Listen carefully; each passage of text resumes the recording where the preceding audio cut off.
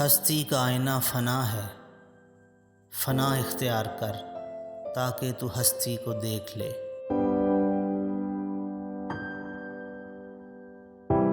اے انسان، ہر راز کسی نہ کسی وقت ظاہر ہو کر رہتا ہے، اس لیے بدی کا بیج نہ بو کیونکہ وہ ضرور اگے گا۔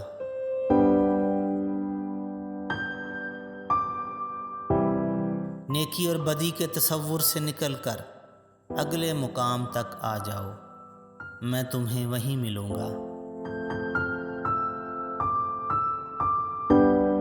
ہر فرد کسی خاص مقصد کے لیے پیدا ہوتا ہے اور اس مقصد کے حصول کی خواہش پہلے ہی سے اس کے دل میں رکھ دی جاتی ہے۔ نامناسب دعا آداب بندگی کے خلاف ہے۔ اگر کسی کے دل میں حضور صلی اللہ علیہ وآلہ وسلم کی چاہت و محبت نہیں تو اس کی زندگی بھی بے معانی ہوگی، وہ بد نصیب عالم برزخ اور آخرت میں بھی رحمت الہی سے محروم رہے گا۔ آئی ہوئی مصیبت کسی بڑی مصیبت سے بچانے کا ذریعہ ہوتی ہے، اس لیے حالات کو سپرد الہی رکھنا چاہیے۔ جاہل، احمق اور بد کردار سے اچھے مشورے کی توقع ہرگز نہ رکھو۔ اگر عورت بھی صاحب کردار ہے تو اس سے مشورہ کر لو، وہ تمہیں اچھا مشورہ دے گی۔ بے وقوف کی صحبت سے تنہائی بہتر ہے، لیکن تنہائی سے بہتر ہے کہ اچھے لوگوں کی تلاش جاری رکھو، یقیناً تم ان تک پہنچ جاؤ گے۔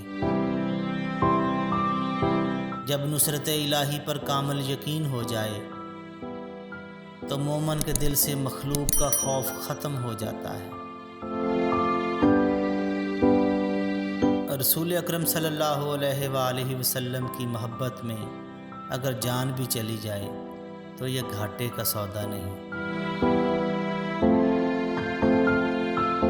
دین کے راستے میں جب مشکلات آئیں تو ہمیں حضرت بلال رضی اللہ تعالیٰ عنہ جیسی ہستیوں کی زندگیوں پر نگاہ ڈال لینی چاہیے۔ شیطان انسان کا کھلا دشمن ہے، اس لیے ہر لمحہ اس سے چوکنے رہو۔ رب تعالیٰ کے ہاں گناہ گار کے آنسوؤں کی بڑی قدر و قیمت ہے۔ جب حق سے آشنائی ہو جائے تو دنیا کی ہر چیز ہیچ نظر آنے لگتی ہے۔ دوسروں کے انجام سے عبرت حاصل کرنا عقل مندوں کا شیوا ہے، یہ ان کو انجام بد سے بچا لیتا ہے۔ خر دماغ اور جاہل کو کوئی نصیحت کرنا ایسا ہے جیسے بنجر زمین میں بیج ڈالنا۔